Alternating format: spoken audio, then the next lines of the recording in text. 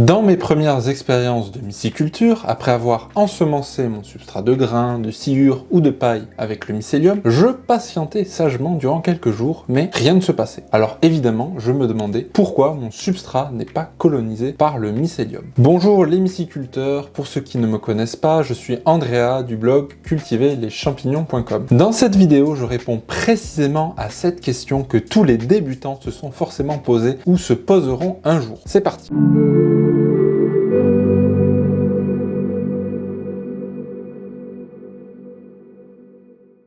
Alors de quel type de substrat allons-nous parler? Je vais principalement vous parler de substrats de fructification, mais la majorité des principes sont ici applicables aux substrats de multiplication à base de graines ou de sciure. Nous allons remonter le processus de fabrication du substrat pour observer toutes les grandes erreurs que vous pourriez potentiellement rencontrer. Tout d'abord, un substrat non adapté. Chaque champignon a besoin d'une nourriture qui lui est propre. Certains d'entre eux ne peuvent pas correctement se nourrir avec des matières qu'ils ne sont pas capables de décomposer. Cela dépend en fait des enzymes qu'ils possèdent. Ce sont de genre de ciseaux à molécules. L'erreur la plus courante est l'utilisation de sciure ou de copeaux de conifères qui sont généralement plus faciles à trouver, en tout cas en France. Ces arbres contiennent des antifongiques naturels qui empêchent la plupart des champignons de pousser dessus. Vous observerez en premier lieu le mycélium qui se développe doucement sur le substrat durant les 2-3 premiers jours et qui s'arrête brutalement lorsque son organisme est saturé de molécules antifongiques. De plus, certains pelés sont parfois non adaptés aux champignons parce qu'ils contiennent de la colle, des additifs chimiques ou bien encore des antifongiques pour les protéger des moisissures. Regardez bien les étiquettes. Deuxièmement, un substrat contaminé. Après la pasteurisation ou la stérilisation, votre substrat est censé être propre en apparence. Il arrive parfois que tout se déroule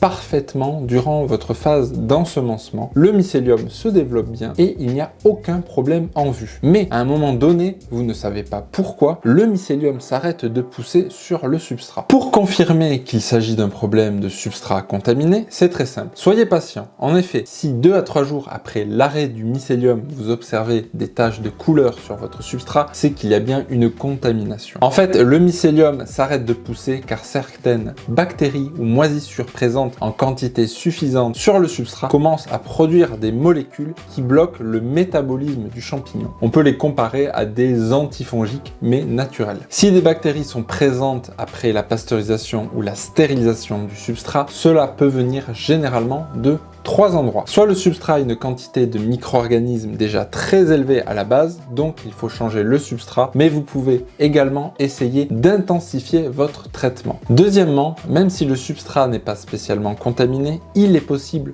que le traitement soit trop léger. Donc même sentence, augmenter l'intensité du traitement. Et enfin, la troisième source possible, c'est le moment de l'inoculation du mycélium dans le substrat donc de fructification qui mérite donc des conditions d'hygiène plus adaptées. Troisièmement, un ensemencement peu homogène. Lorsque vous versez votre mycélium sur grain dans le substrat de fructification, les grains servent donc de véhicule au mycélium pour aller se dispatcher dans tout le substrat. Certaines espèces sont lentes à coloniser ce substrat. Si l'ensemencement n'est pas assez homogène, vous observerez tout d'abord des masses de grains par endroit d'où se développera le mycélium du champignon. Si vous avez mélangé de manière hétérogène, il est possible que le mycélium mette un moment avant de recouvrir l'intégralité du substrat. De plus, la masse du mycélium déjà installée depuis un moment va commencer à envoyer des signaux aux autres extrémités du mycélium pour lui dire d'arrêter de se développer et de commencer à emmagasiner de l'énergie pour la future phase de fructification. J'ai déjà en tout cas observé ce phénomène avec des namécos ou encore des shimeji. Donc pensez bien à homogénéiser du mieux que vous le pouvez le mélange substrat plus mycélium. Si le problème perdure, vous pouvez aussi augmenter le ratio d'ensemencement. Quatrièmement, une mauvaise gestion de l'humidité. L'humidité est l'un des paramètres les plus importants dans le substrat. Il régit l'apport d'eau au mycélium et paradoxalement sa respiration. En effet, un substrat bien humidifié laissera passer une quantité d'air suffisante pour l'oxygénation du mycélium. Généralement, on observe plus souvent un surplus d'humidité qu'un manque d'humidité. Sur des substrats qui ont ce problème, vous pouvez voir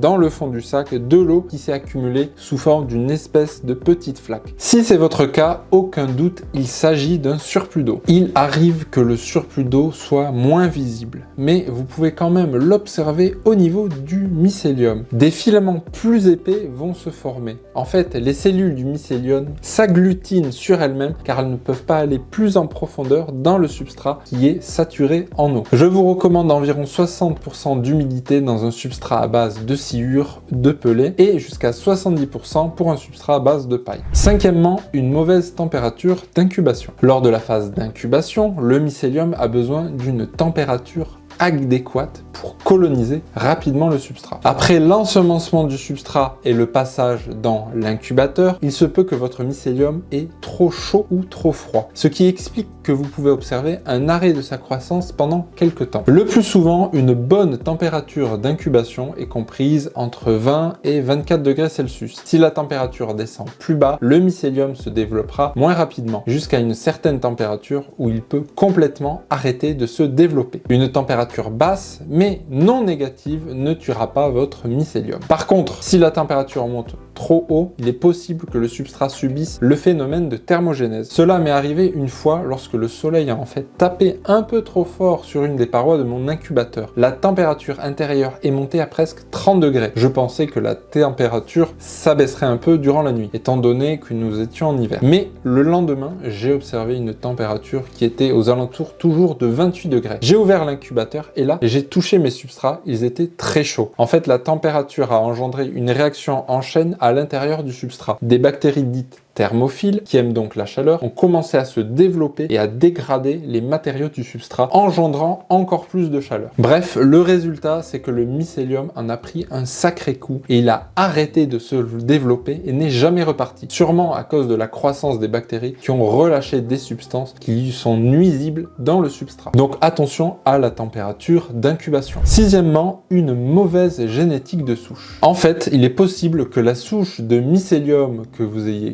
cloné soit de mauvaise qualité, tout simplement. Il est probable que cela vienne de votre revendeur, mais c'est cependant très rare. Les symptômes de ce mal ne sont pas visibles à l'œil nu. Vous pouvez considérer que vous avez ce problème dans le cas où aucun des autres symptômes que j'ai précédemment cités ne sont visibles. Vous pouvez éventuellement observer une diminution de la qualité de la génétique de la souche au fur et à mesure que vous la clonez donc de milieu en milieu. Comme solution, je vous conseille de changer de souche et si vous souhaitez la garder dans le temps, apprenez à la conserver dans une mycothèque. Voilà, c'est tout pour aujourd'hui, les myciculteurs. Si vous voulez en savoir plus sur la culture des champignons, n'hésitez pas à télécharger gratuitement votre e-book pour débuter. Il est disponible en bas dans la description. N'hésitez pas non plus à commenter, à liker, à vous abonner à la chaîne et à partager la vidéo si elle vous a aidé. Moi, je vous remercie de l'avoir regardé et je vous dis à la prochaine les myciculteurs.